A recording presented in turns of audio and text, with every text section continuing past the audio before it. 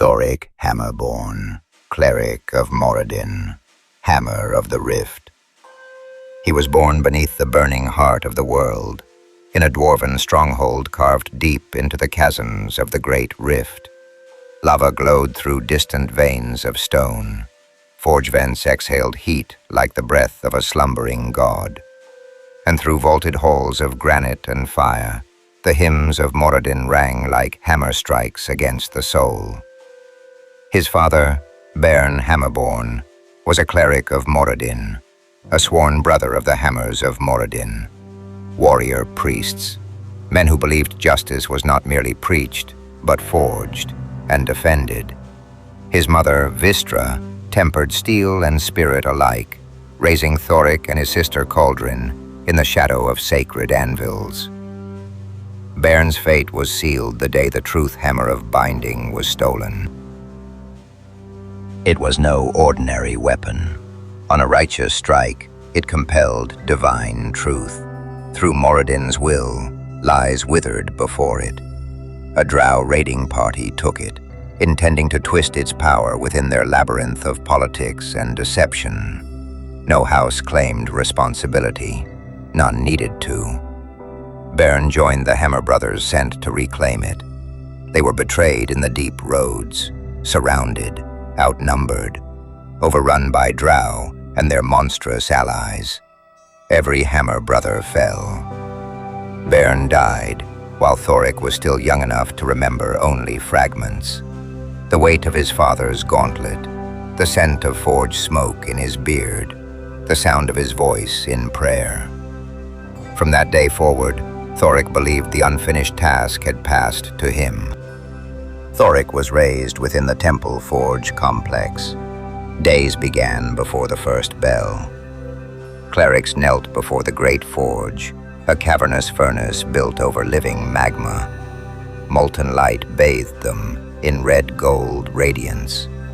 Prayer was not quiet contemplation. It was declaration. It was promise. It was thunder layered like hammer strikes. After prayer came drills. Shields rose and fell in rhythm with hymns. Warhammers struck posts between chanted verses. Stand, endure, be the wall. Victory was not counted in enemies slain, but in lives shielded. Strength without thought was recklessness. Faith without questioning was weakness. From that crucible, Thorek emerged different. Where others burned with fury, he burned steady. He listened before he spoke.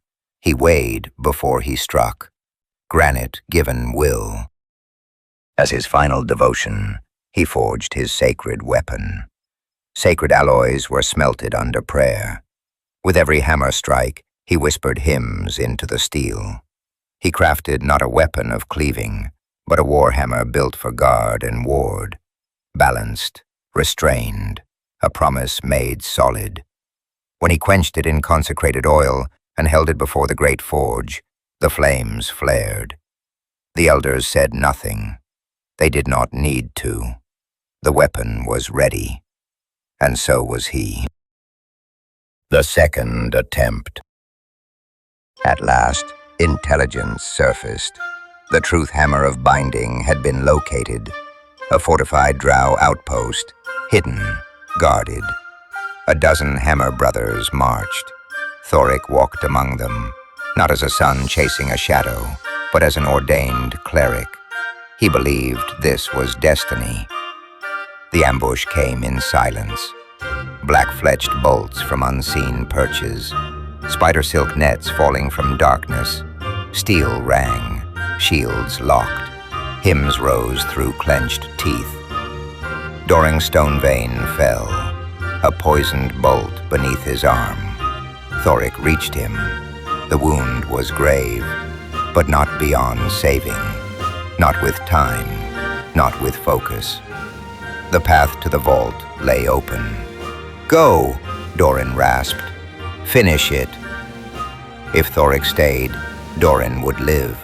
If he advanced, the relic would be reclaimed. His father's oath fulfilled. Decades of shame ended. He told himself Doran was stable. He told himself the others could hold. He told himself this was the greater protection, and he rose. The fighting in the vault was brutal. Dark magic warped the air. Drow blades struck with surgical cruelty. And then he saw it. The truth hammer of binding, resting upon Blackstone. Dwarven craftsmanship, unmistakable.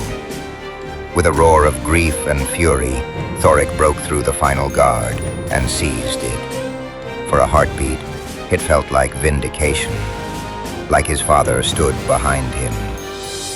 But victory has echoes.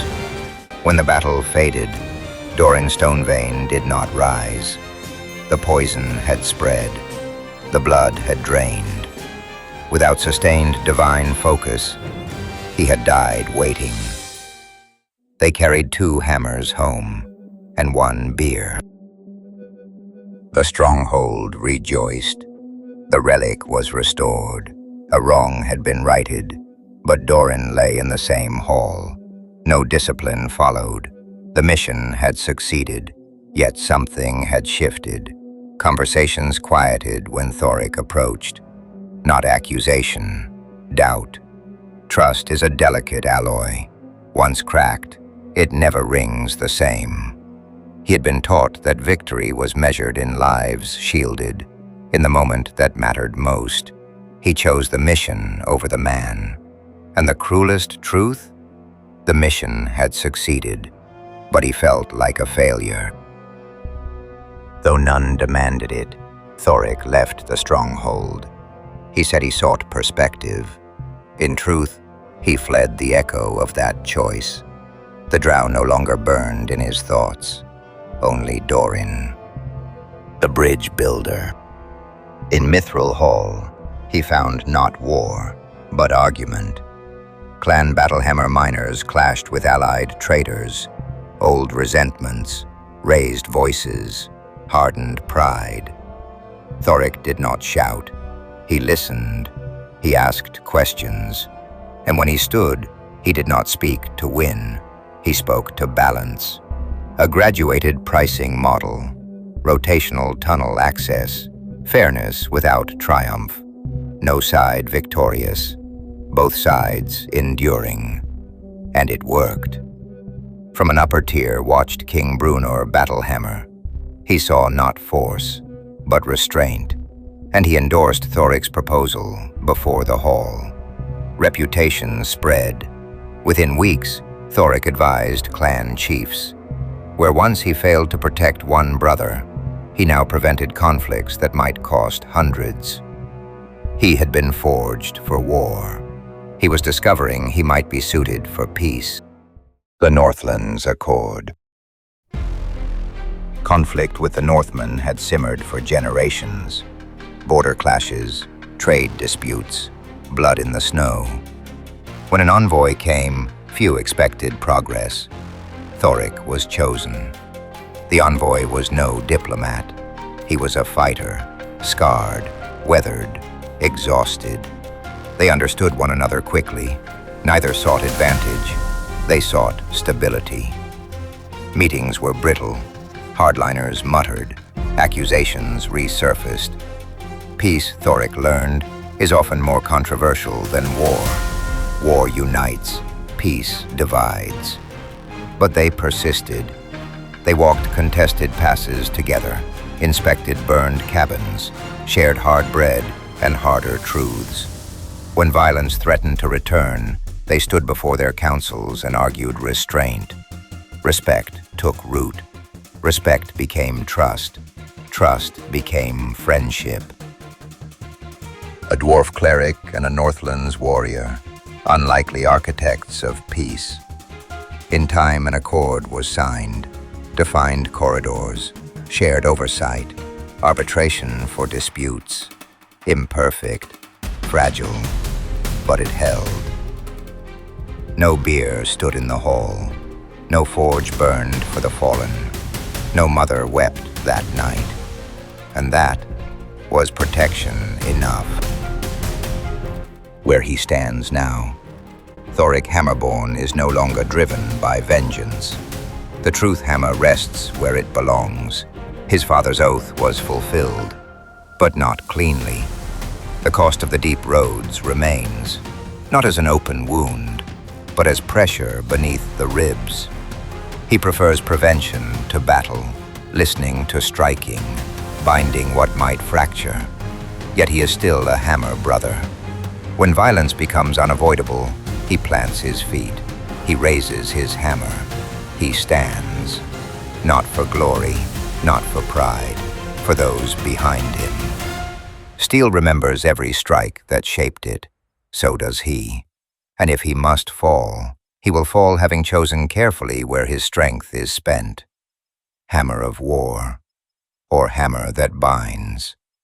The forge is still deciding.